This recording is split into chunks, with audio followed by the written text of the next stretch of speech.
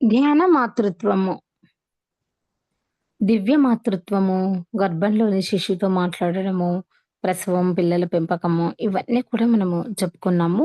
మరియు శారీరక వికాసం, మానసిక వికాసం మరియు భావ వికాసం, బుద్ధి వికాసం, ఆధ్యాత్మిక వికాసం ఇవన్నీ గూడా మనము చెప్పుకున్నాము.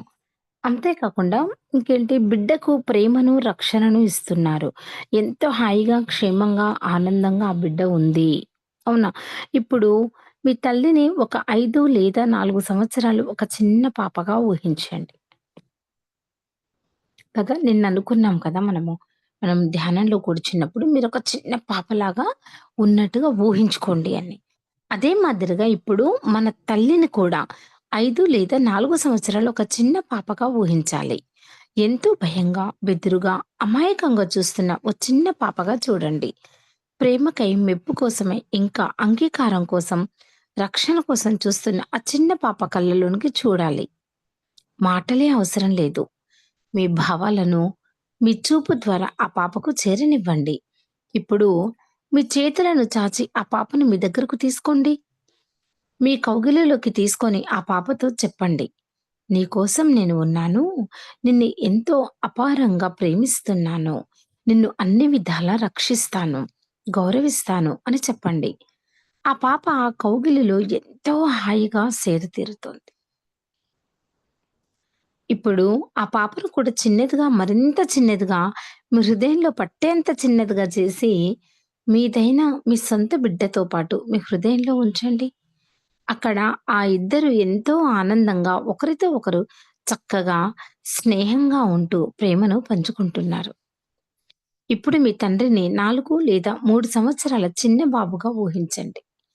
ఎంతో అందమైన చిన్న బాబు భయంగా చూస్తూ ఏడుస్తున్న ఒక చిన్న బాబును చూడండి. ఆ బాబును కూడా మీ చేతులు చాచి దగ్గరకు తీసుకోండి. ప్రేమగా మీ హృదయానికి హత్తుకోండి. ఏడుస్తున్న, అలజడిగా ఉన్న చిన్న బిడ్డలను ఎలా సేదదీర్చాలో మీకు చక్కగా తెలుసు. ఇలా చేయడం మీకు ఎంతో ఆనందంగా, తృప్తిగా ఉంది. ఆ బాబు మీ కౌగిలిలో ఎంతో హాయిని, ఊరటను పొందుతున్నాడు. ఆ బాబును మీరు పూర్తిగా అంగీకరించి, ఎటువంటి తీర్పులు ఇవ్వకుండా మీ ప్రేమను ప్రసరింపజేస్తున్నారు. ఆ చిన్న బాబు మిమ్మల్ని నమ్మి హాయిగా మారుతున్నాడు. తన శరీరంలోని అలజడి తగ్గుతూ ఉంది. ఆ అలజడి అలా పూర్తిగా తగ్గి, ఆ బాబు చిరునవ్వు నవ్వుతుండగా, ఇప్పుడు ఆ బాబును కూడా మీ హృదయంలో పట్టేంత చిన్నగా చేసి, మిగిలిన ఇద్దరితో పాటుగా మీ హృదయంలో ఉంచండి. ఆ ముగ్గురు ఎంతో ఆనందంగా మీ హృదయంలో జీవిస్తున్నారు.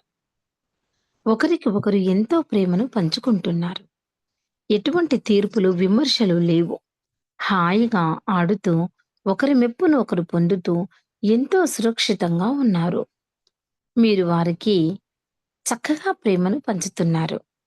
ఆ అనుభూతితో అలా చక్కగా కొంత సమయం ఉండి తిరిగి మీ శ్వాసపై ధ్యాసను ఉంచి ధ్యానం చేయండి.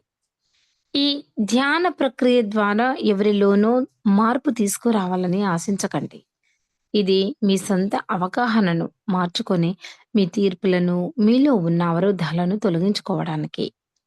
పూర్తిగా మీ వ్యక్తిత్వంలోని, మీ ఆలోచన విధానంలోని మార్పుల కోసం. అలాగే మీరు హృదయపూర్వక క్షమాగుణం అలవరుచుకోవడం కోసం మాత్రమే.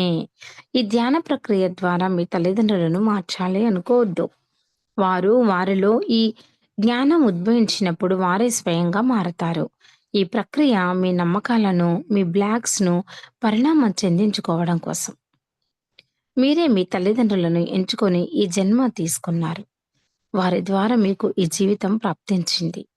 ఎంతో జ్ఞానాన్ని పొందే అవకాశం కలిగింది. వారు మీకు లభించిన బెస్ట్ తల్లిదండ్రులు. హృదయపూర్వకంగా వారికి కృతజ్ఞతలు చెప్పండి. అవునా? Thank you, thank you, thank you అని. అంటే ఆధ్యాత్మికపరమైన పిల్లల పెంపకం.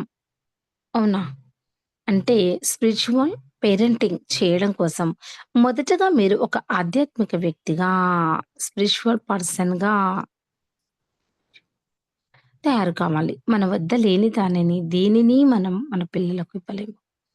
కాబట్టి వారికి సమయం ఎంతో విలువైనది అని నేర్పించాలంటే ముందుగా మనం సమయం వృధా చేయకుండా మంచి మంచి విషయాలలో మన సమయాన్ని గడపడం మొదలుపెట్టాలి. పిల్లలు మనం చెప్పింది చెయ్యరు. వారు మనల్ని గమనించి, మనం చేసేది చేస్తారు. కాబట్టి ముందుగా మనం మనల్ని అన్ని విధాలుగా సరిచేసుకోవాలి.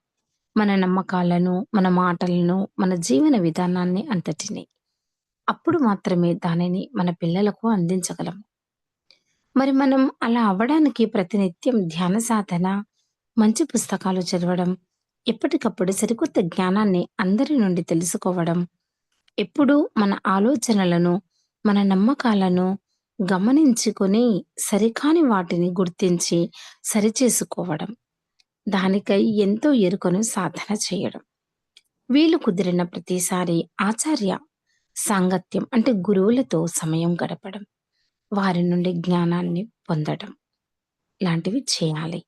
అప్పుడు మాత్రమే మనం ఒక ఉన్నతమైన, ఆదర్శవంతమైన వ్యక్తిగా ఎదుగుతాము. అప్పుడు దానిని మన పిల్లలకు అందించగలుగుతాము. ఈ జ్ఞానాన్ని తెలుసుకున్న అందరికీ అభినందనలు.